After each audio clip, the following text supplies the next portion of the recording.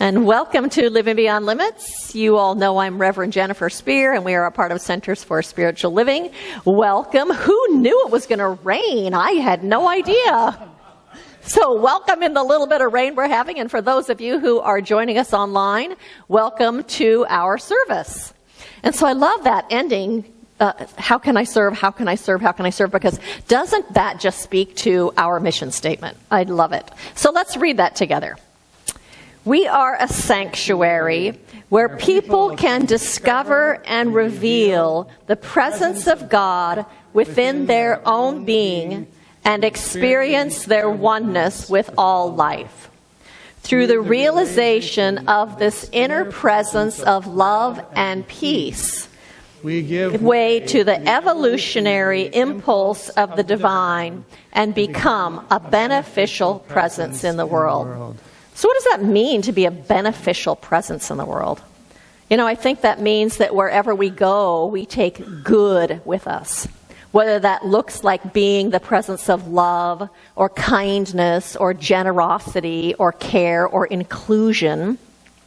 I think it means lots of different things in lots of different moments. But what I do know is that as we awaken to our own divine nature, that becomes more automatic to be that presence, to be that activity in the world of sharing our spirit, sharing our peace and our love and our kindness and our good, because God is synonymous with good, and therefore that good always resides within us. And so as we do that, yes, we participate in our own evolution, and because we are connected to everyone and everything, we actually assist, uplift, help move humanity in the direction of that impulse of spirit to unfold itself also. And so I thank every one of you for answering the call of your own spirit to be walking this path and to be bringing your own spirit, which is none other than an expression of spirit itself, into this world. Thank you for that.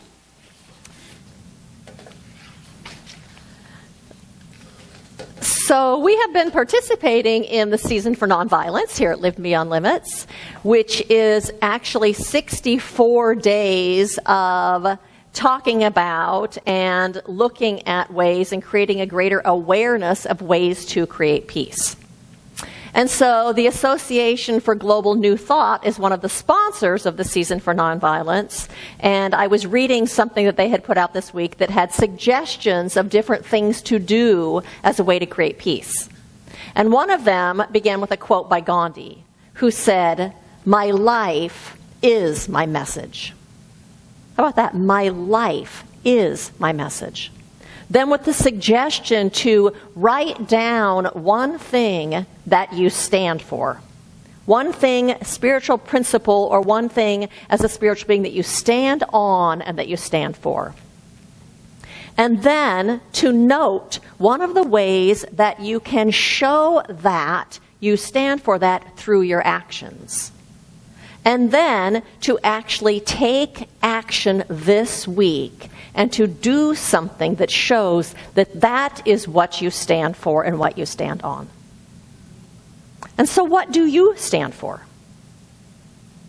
I'd love to hear from you. What do you stand for? What is that thing that is so important to you that motivates you and that you stand on as a part of your spiritual path?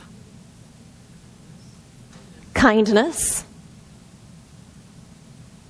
Anyone? Peace of mind.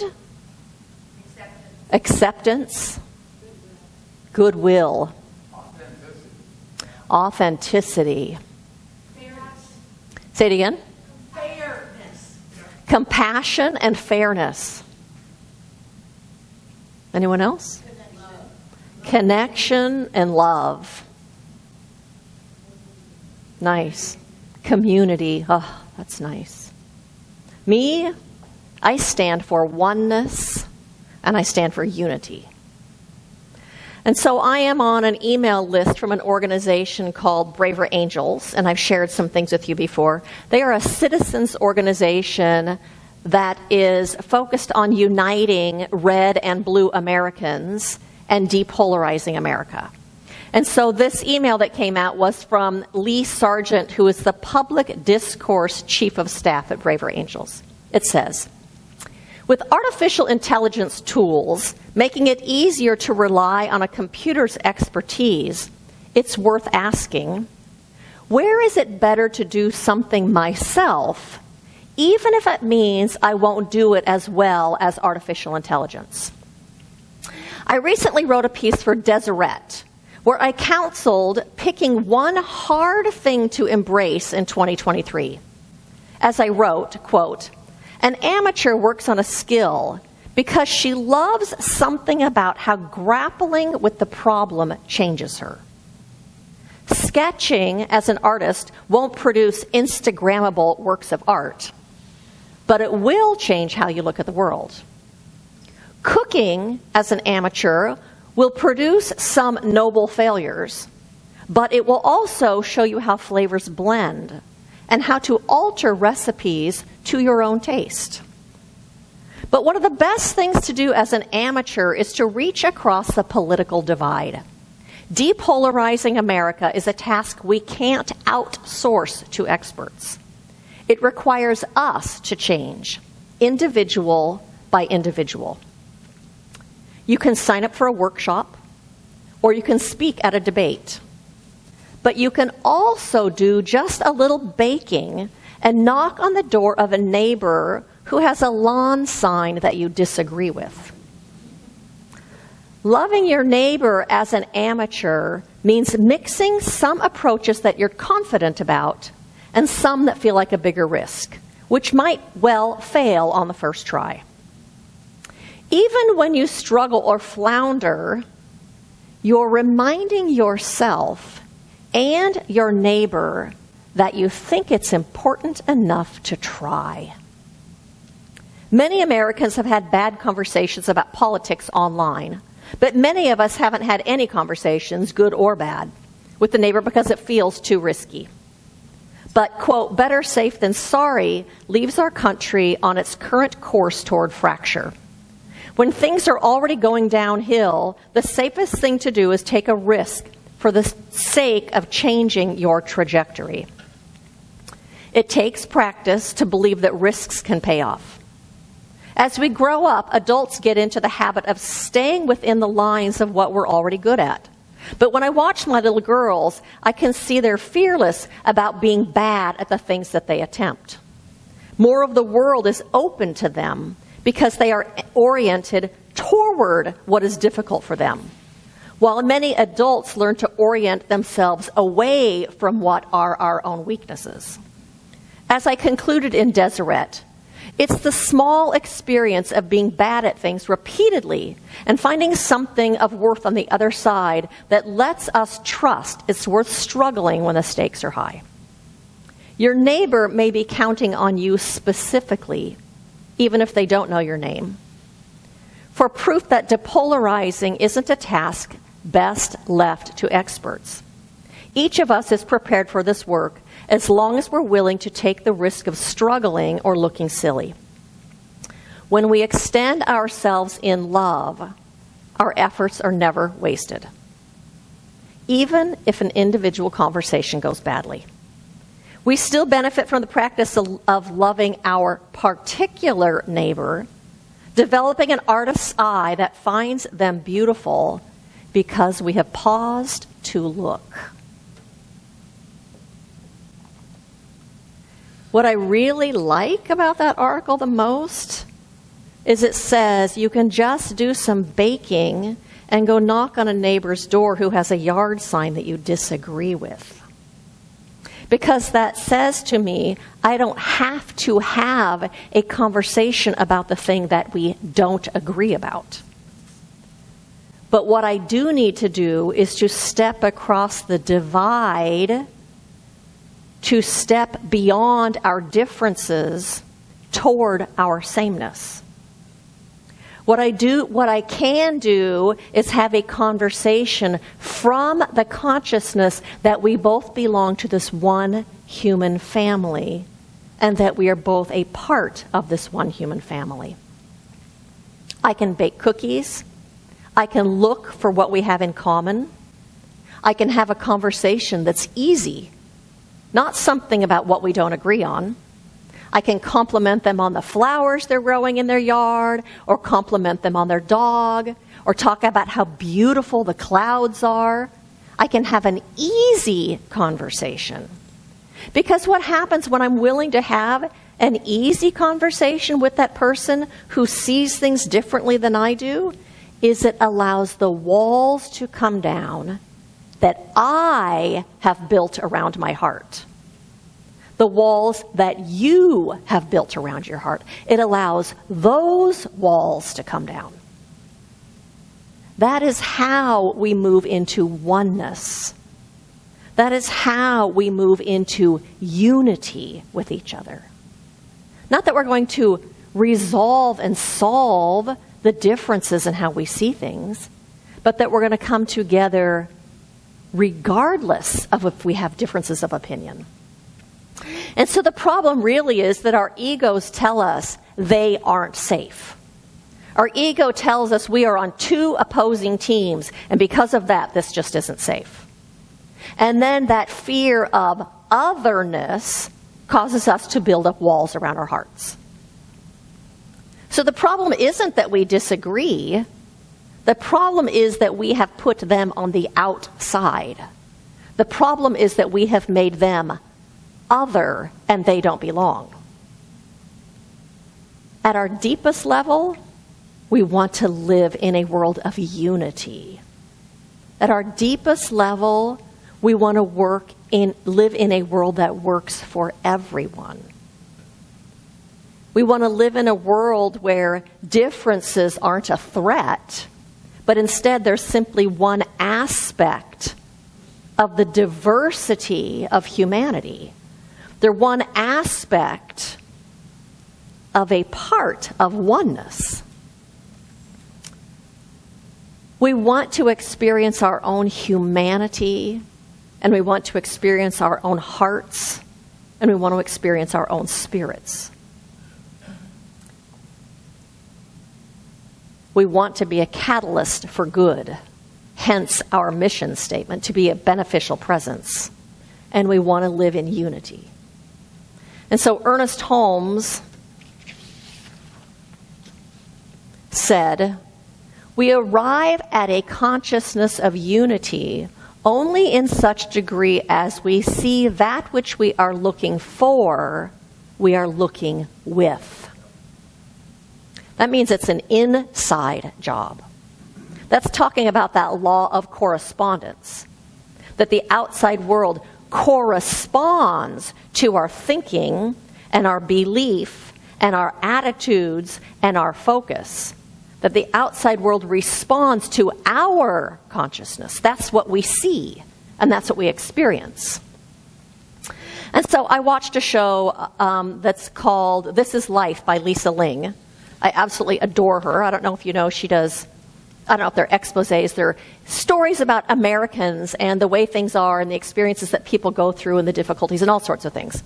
I watched one show that was called Interracial Love. And it was about people that are in interracial relationships. And so that particular episode explored 3 different stories of people. And one of the stories that it looked at was this young couple who were college age who'd fallen in love. And they were both of the Baha'i faith. And so what I learned is that the Baha'i faith believes that we all worship the same God, regardless of what religion. And at their mosque, they have the Star of David, and they have the cross, and they have the moon and star of Islam, that we all worship the same God. They also believe in the oneness of humanity.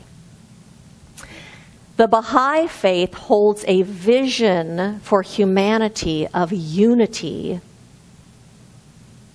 They hold a high vision and have the intention of creating peace in our world.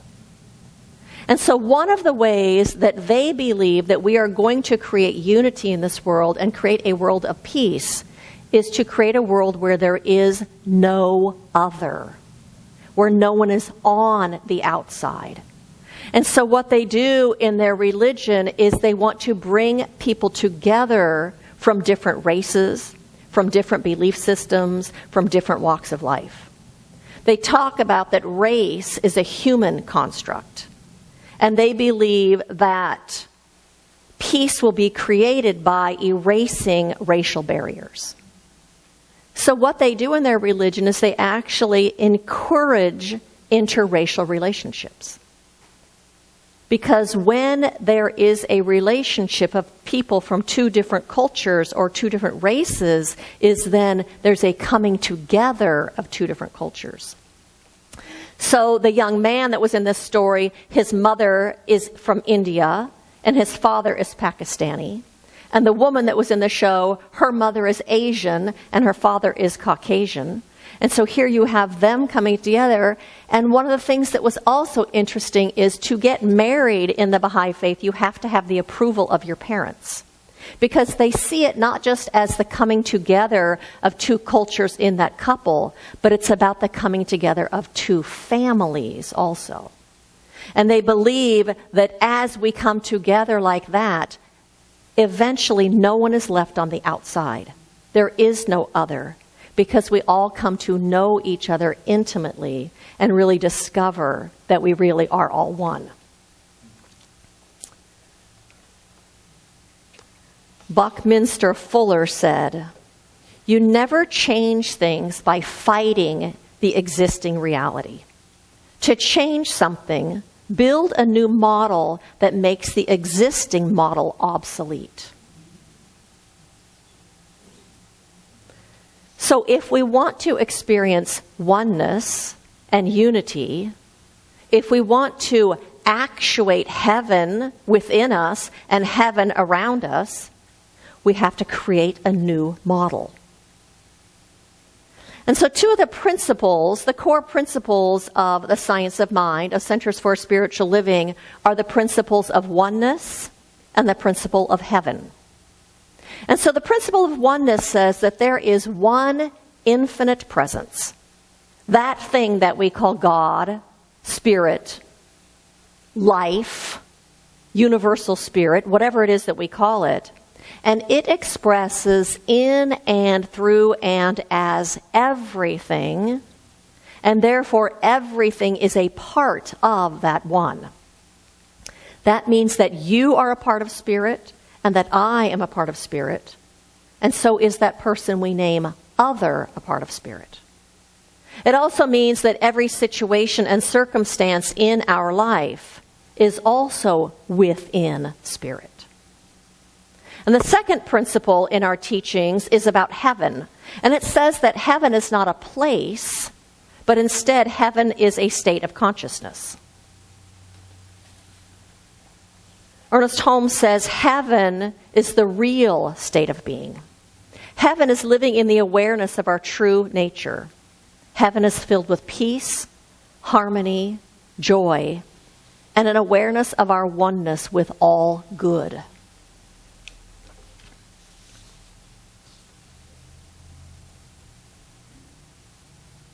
Ernest Holmes says we experience heaven to the degree that we are conscious of it. And so that means then, to me, that we seek to know our true nature, and we seek to know the true nature of others, of every individual. And so if our desire then is to make heaven real wherever it is we are, that means then that we live in an awareness of our true nature. And it means that we recognize that the other also has that same true nature. And so the title of my talk today is "The World is an Oyster." Reverend Beverly Strutt says, "The oyster, the sand, and the pearl. The very basic concept shows how a grain of sand entering an oyster can be transformed into a magnificent pearl. The irritant ignites the oyster into action to relieve this discomfort it is feeling. It intuitively uses that which is already present in its environment to alter the irritant. We too can choose, we too can transform our world and the world around us by addressing that which is causing discomfort in our lives.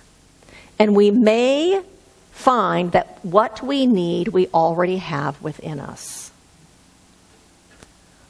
Holmes tells us, the kingdom of heaven is the pearl of great price, for which a man may sell all that he has in order that he may possess it.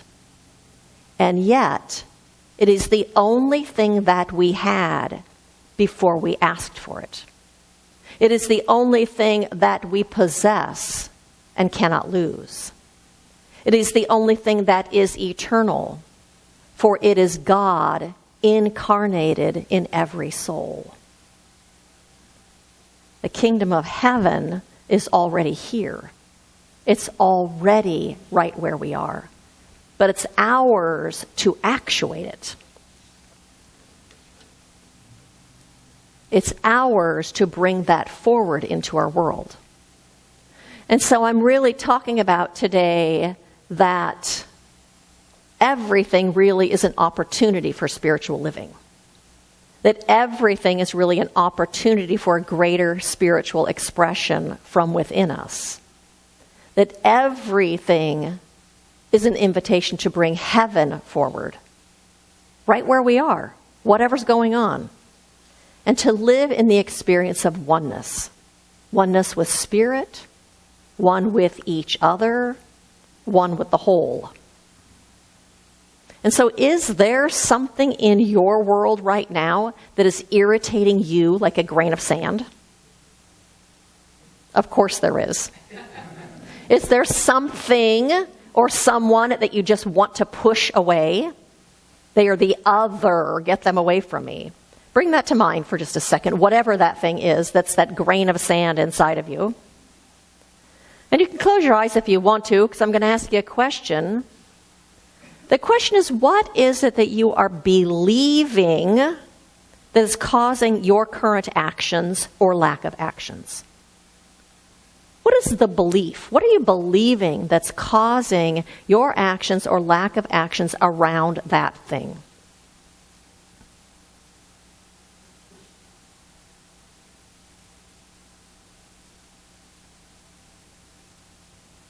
Remember, that law of correspondence says that the outside corresponds with the inside.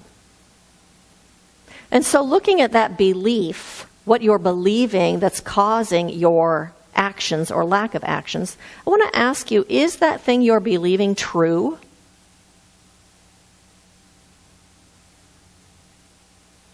And is what you're believing, is that the whole picture?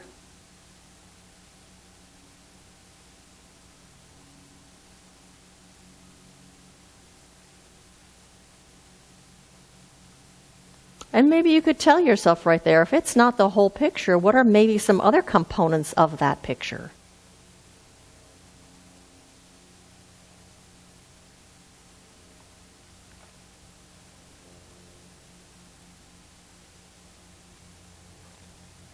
So I ask you, how can you create a greater sense of heaven right there?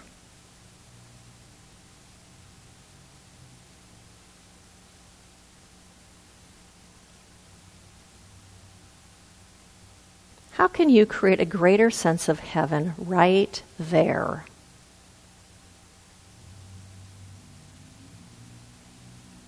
And is there something for you to do this week that enables you to do that?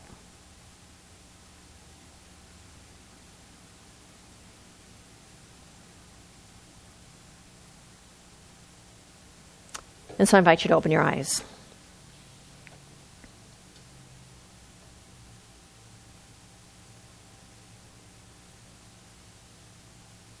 And so what if the difficulties that are in your line of vision are really here for you to prove that love is bigger than this?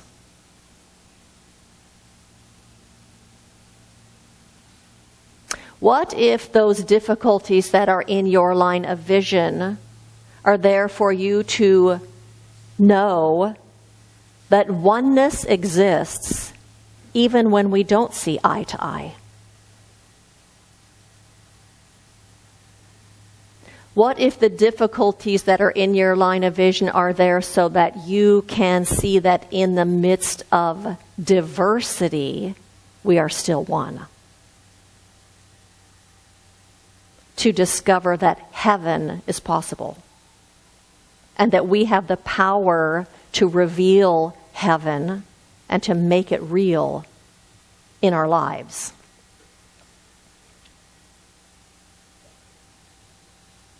And so my invitation to you this week is to recognize who you are, to recognize who and what you are as a spiritual being, and to recognize who and what they are as a spiritual being. To recognize that we and they all contain the spiritual qualities of that infinite one. That we all contain the qualities of the divine. And that while we all contain the qualities of the divine, we are also complex human beings with frailties and with faults and with the goodness of God. And remember that spiritual principle that you stand for. What was it again? Remember the spiritual principles that you stand on, that you believe are important, that are part of your spiritual path. And let the things that irritate you be the grit to create the pearl inside of you and to create the pearl in life outside of you. Rumi said, "What strikes the oyster shell does not damage the pearl." That's still in you, even when things are rough out here. That pearl is there in potential, waiting to come forward. And so my invitation to you is to take one step this week, to do one thing this week that shows that you stand on that principle, shows that you are walking this spiritual path. Reach out, create a bridge, and the result is greater peace. For it is true that doing our spiritual work pays off in great dividends. And where we invest, that is where the great dividends pay off. And so blessings to each one of you on this spiritual path of discovering your own divine nature and bringing that into this world in a way that blesses everyone. Thank you.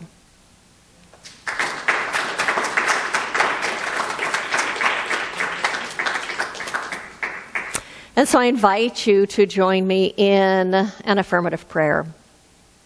And so I just turn my attention to that truth that wherever we are, whatever is going on, that spirit is always right where we are. That all that spirit is right where we are. That means that all of the love and all of the peace, all of the wisdom and all of the intelligence, all of the good are always right where we stand. For that infinite presence is everywhere present. It is the only power, the only presence, the only one that is expressing itself as the whole. It was before time began and will be into eternity. And so I recognize that not only does that presence surround us and envelop us and carry us, but it also expresses itself within us. That it is the very nature of our own spirit. It is the very nature of our essence, our divine essence. And therefore, I know that those qualities and characteristics of that infinite one live within each one of us. For we are the microcosm of the macrocosm. Peace is right here. Wisdom and intelligence are right here. love and wholeness and beauty and joy and unity and oneness and heaven right here within us. And so today, I know that we are each motivated and moved to bring that into the world in a way that is beneficial to the whole of humanity. For we are truly one in spirit, one in life, one family of humanity. And so I speak this word not just about our own unfolding and spiritual evolution and bringing good into this world, but I recognize that that presence, that same spirit is everywhere present. That right now it is revealing itself in the hearts and in the minds and through the hands of every person on this planet. For it is the life of their life. It is the breath of their breath. It is the essence of their spirit. And so today that is being stirred. Something is being stirred within them to step into the light as the light. And that light shines brightly within each one of us. And I speak this word specifically about our world leaders, politicians, decision makers, knowing that they are each led by that same light of intelligence and love and oneness. That spirit within them is active, it is profound, it is moving, and it is revealing itself right now to them. And good is the result of that. And so I release this prayer into the creative law of the universe, knowing that it is unfolding itself now. We lean into that. We look to that in faith and in trust and in acceptance. And so we say, and so it is. And so it is.